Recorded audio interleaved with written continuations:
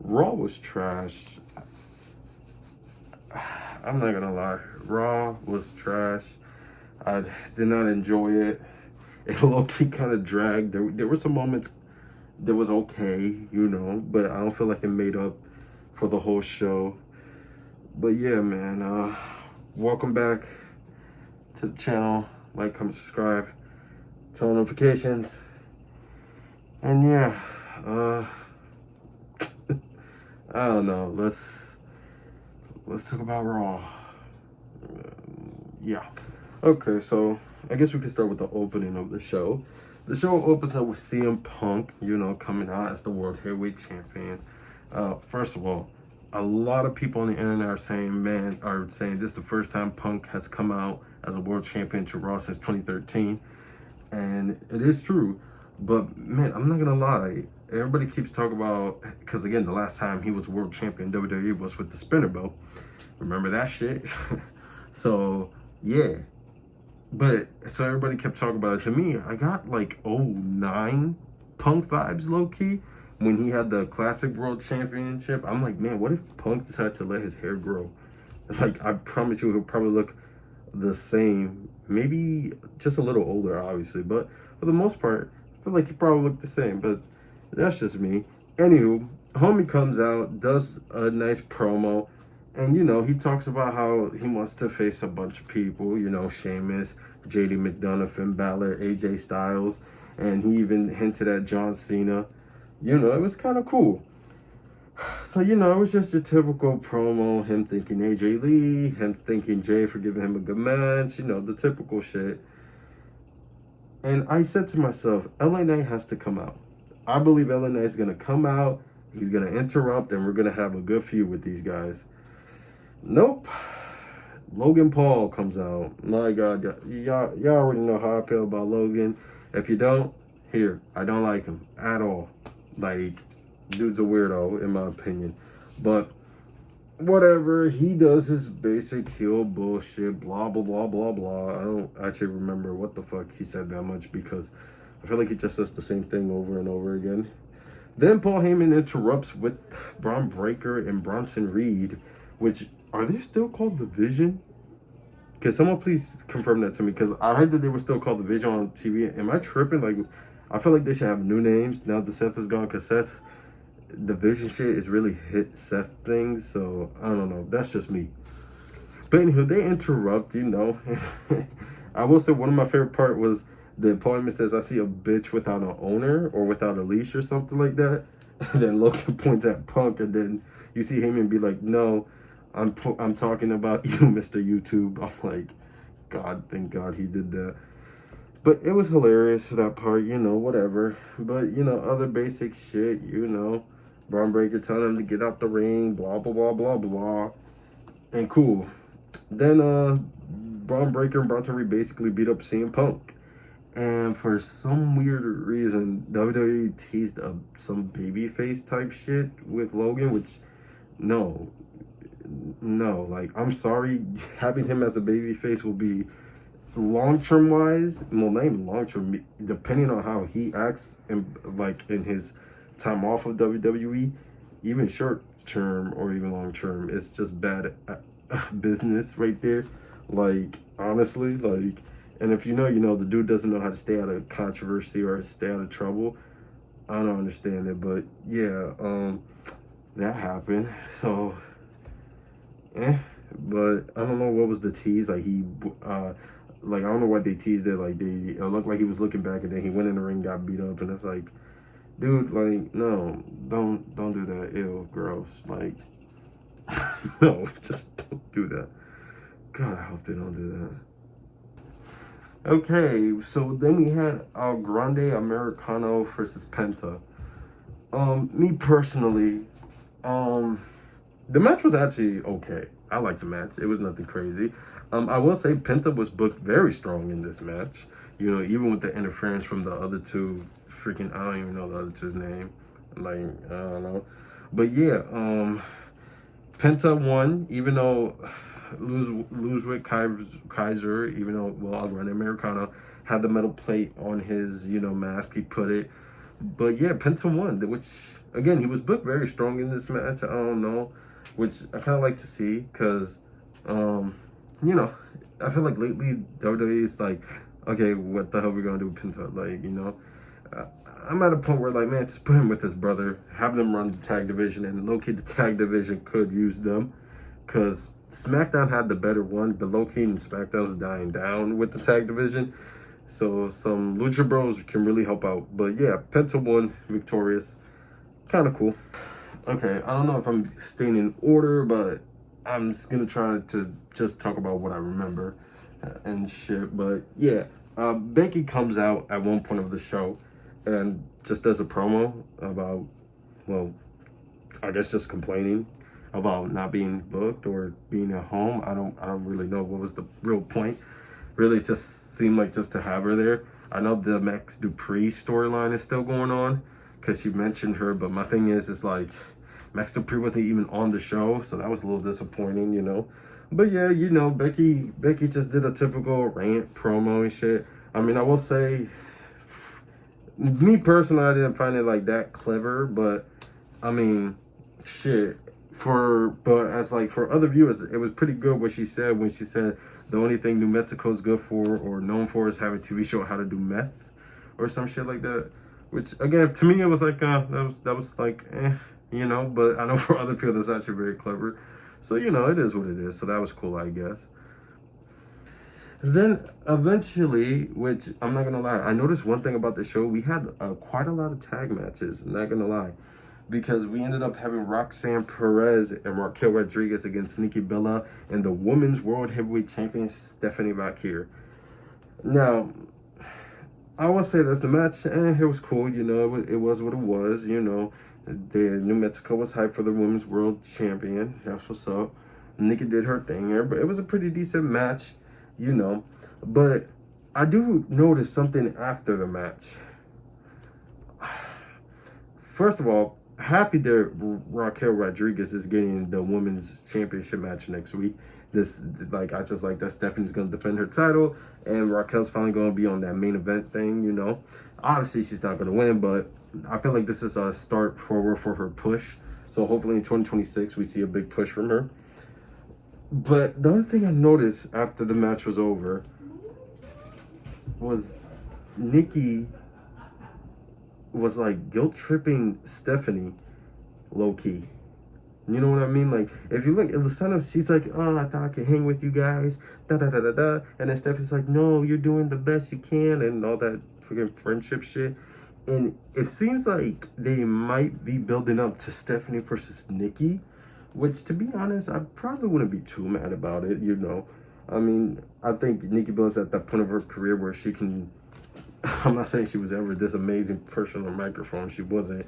But I think she's at that point of her career where she can do a couple of main event matches, elevate some championships. Because regardless of it, she is the longest reigning Divas champion. And I know it's been years since the Divas championship existed, but hey, it still counts for something. But yeah, seeing her like low-key kind of guilt tripped her is kind of interesting. I think it's definitely going to build up to that, but that's just me. We have our boy Dirty Dominic Mysterio come out, man. Huge pop, by the way. Just adding that off the bat. He had a huge pop. Once again, he's doing a promo, calling himself the king of the luchador, the greatest luchador, the greatest double champ, blah, blah, blah, whatever the heck he was saying. And, it's just the typical Dominic Mysterio, promo. And he was getting love. And then our boy Rey Mysterio came back, which, man, I miss seeing Rey on WWE. Like, yeah, I've seen him on AAA a couple times with the Worlds Collide and stuff like that, and Triple Mania. But it's been a minute since we've seen him on, like, Raw or SmackDown. As a matter of fact, I feel like a lot of the big reasons why this year was kind of hard to watch wrestling as a fan was because some wrestlers weren't on my TV screen that I would like to watch. And a big one of the big ones was Rey Mysterio. Like, I keep forgetting, like, this dude's been out since, like, WrestleMania. Like, I remember he was supposed to have that WrestleMania match with Chad Gable. Well, Grande Americano. And he got injured, like, I want to say a day prior. Actually, no. I think a day or 2 days prior. And then on WrestleMania, they announced that um, he will be replaced by Ray Phoenix, man. It sucks not seeing him throughout 2025. You know, like, he could have gave us so many bangers, but it is what it is. You know, happy he's back. But yeah, you know, Ray basically comes out and says, "You really think you're better than a bunch of these luchadors?" He start naming a couple, two like really big ones. I think Blue Demon was one of them, or El Santo. And then he said Eddie Guerrero, and then the arena pop, and then you just see Dom let it sink in for a while, and then he goes, "Don't you ever," like, I think he said, "Don't you ever talk about my father or keep my father's name out your mouth." And then the whole arena just laughed and gave him a pop. Like, you can even see Dom holding in like laughter. So that was kind of funny to me. But yeah, man, that was hilarious. But you know, it was the typical, you know, oh, like Ray versus Dom again. You know, Ray hits him with the 619, and then Dom leaves. I will say this, low key, like I said, I always like it when they feud, because honestly, it's some of my favorite thing. Like, how many times can you see a father-son rivalry where both are wrestling? Like, yeah, you got the McMahon stuff and stuff like that, but like, this is like two dudes that can actually wrestle at a high level. You know what I mean? So that was pretty good. So this is like, those feuds are pretty good for me, and this is pretty good. I will say the only bummer is it's kind of confirming that Dom may not be in the John Cena tournament. I mean, there's still time, you know, but the reality is, it seems like they're gonna focus once again with this Ray and Dominic thing, and who knows?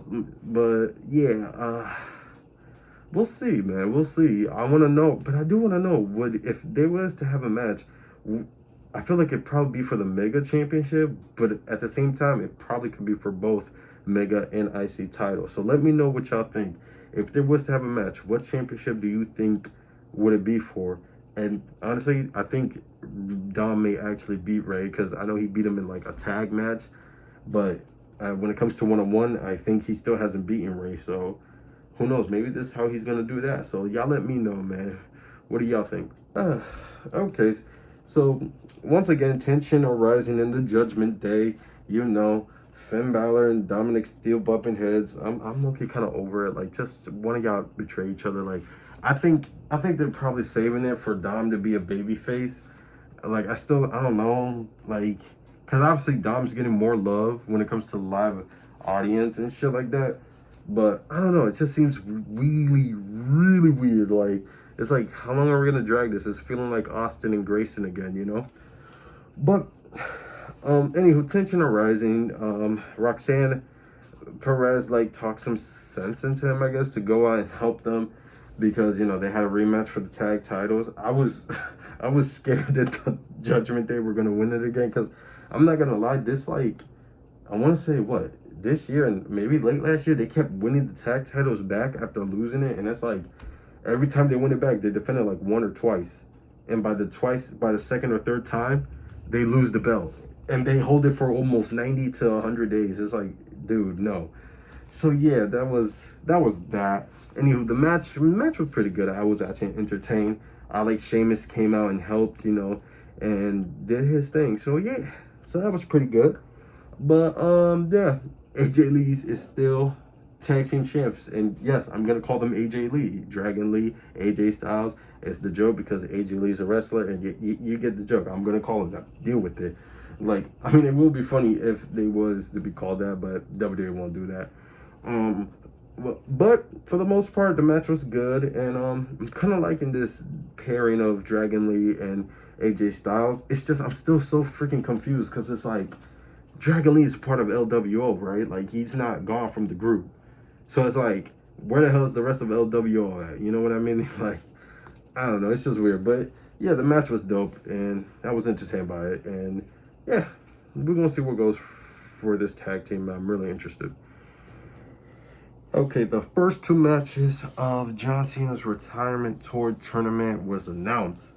Now, me personally, I kind of like the matchups we're getting. We're getting Rusev versus Damian Priest, and we're getting Sheamus versus Shinsuke Nakamura. Now, here's the issue I have with this, right? First of all, love the matches. This is my issue.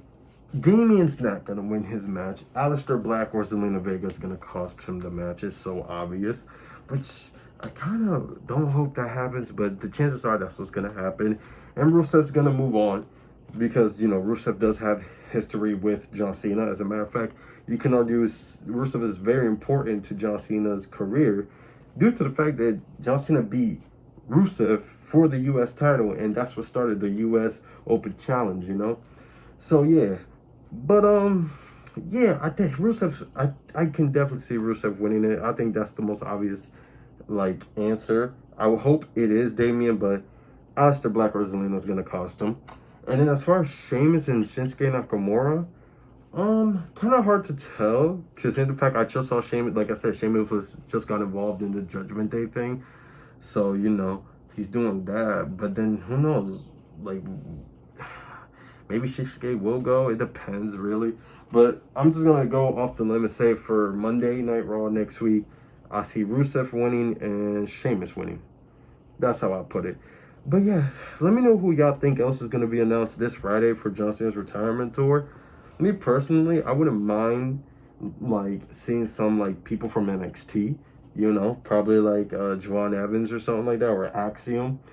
But then yet again, he did say maybe some faces that don't even work here, which everybody's like, oh, Edge, oh, like they probably tease Chris Jericho towards the end round because his contract ends December or whatever. Honestly, I think they mean TNA or even Triple A, like on some real stuff, you know. But we'll see, though. We'll see. I don't know. Still too early, because, again, I feel like Gunther's most likely going to be announced in this tournament eventually, because we have not seen him in a while, and it's like he does need something to do. But, yeah, let me know who y'all think is going to be announced in this tournament and who y'all think is going to go all the way. All right, after that, we have the Kabuki Warriors versus Bayley versus Lyra. Man, how many tag matches did we see in this show? God damn. But anywho, like, wait, hold on. 1, 2, 3, like 4 tag matches up to almost 5, right? Please correct me if I'm wrong. Way too many tag matches. But yeah, the match wasn't nothing too crazy. You know, I didn't even feel like it built up the whole Bayley split personality gimmick she's got going on. I don't feel like it did that. But yeah, the Kabuki Warriors won. And, you know, Charlotte and Alexa came out to, like, save, you know, Lyra and Bayley. And, you know, nothing really interesting happened from that. But, yeah, I'm really not interested in the tag division right now, even the women's, which is kind of disappointing. But, yeah, let me know what y'all think, though, because I'm having a hard time, like, enjoying it. I really am. Okay, then we have the main event, which was Braun Breaker, Bronson Reed for CM Punk and Jey Uso. Now, early in the show, CM Punk and Jey Uso did interact, and they had a little conversation. And Punk basically said, "Who am I talking to? Am I talking to Jey Uso? Am I talking to Little Roman Reigns or whatever the fuck it was?" He said. But basically, Jay said, "You're talking to main event Jey Uso. Blah blah blah blah. You gave me a good match. You know, the same, whatever." And that's how we end up getting this match. The match, nothing crazy. It's a typical tag match, you know. Again, seeing Punk come out with his ring gear as world champion, it feels so surreal in WWE. Like, it could have been 3 years ago, it would have not been possible. We would have been like, oh, he's going to stay in AEW. And then before that, it was like, oh, he's just not going to wrestle ever before he joined AEW. So it's still surreal to think about it, how long we came. But yeah, man. Well, how long we come from that. Pause. That sounded way better in my head. Like, I say came, and then I thought come was going to sound better, but you get the fucking gist. Oh my god. Anywho, point is, match wasn't nothing too special. A couple of decent spots. Double count out. Both guys were just brawling on the floor, for some reason. So, which, honestly, I thought Logan was going to come out and interfere. But, you know, it is what it is. Double count out, and then Logan eventually did come out once Punk tried to get rid of them with the steel chair, but they grabbed steel chairs because they were beating up Jay. I think they hit Jay with 2 spears and a tsunami.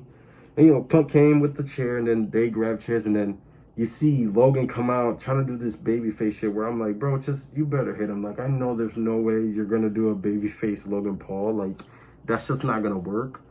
And then, you know... no shocker, he punched him. I'm like, oh, okay, cool. Like, I wasn't surprised, but I'm like, cool, because I'm like, I don't want to see a babyface Logan Paul. I can barely stand a heel Logan Paul. I can barely stand Logan Paul. Not, yeah, what I'm going to do is see Logan Paul try to be a good guy. But then I'm like, I started like thinking, I'm like, wait. I still may hate this because what happens? Oh, he gives his brass knuckles to Paul Heyman, and I'm like, please don't tell me this guy's gonna join the Vision. Again, still don't know why they're called the Vision. Let me know. I'm pretty sure they're still called the Vision, but no, the Vision is ugh.